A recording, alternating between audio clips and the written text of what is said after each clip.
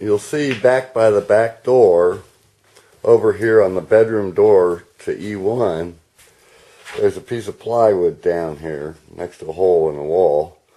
There's a piece of plywood here.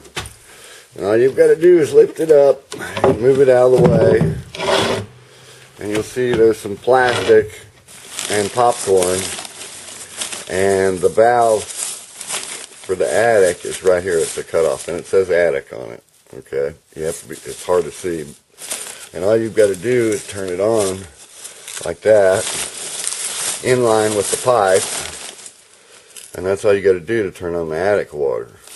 Of course, make sure you turn it off before you leave.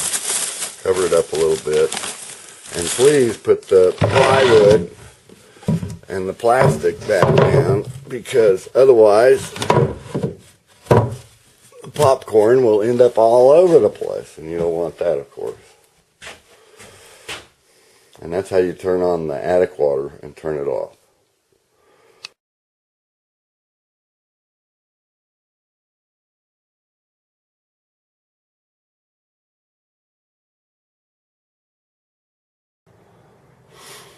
The hot water heater up here in the attic is already open a little bit. If you need a little warmer water pressure, all you got to do is lift this valve up a little more. It's not necessary. I've got it opening up, I believe. But all the cutoffs, I think, are closed. Yeah, they're closed. And there's two under here for the water on the sink. I haven't tried it yet, but it shouldn't be a problem. I'll try it before I leave. And to use the light or this plug, see, I've got a little light in there.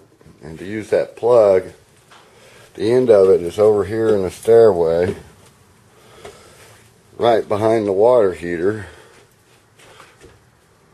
This is where all the pipe is for the water heater, and right down here is the plug. And I'll leave. You can take the extension cord off of the vent hood and run it up here and plug it in. Tie it around one of these joists so it won't fall out.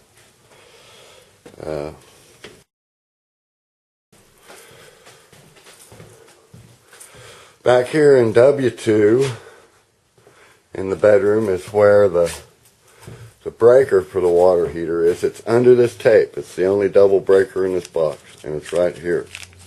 This one on the end.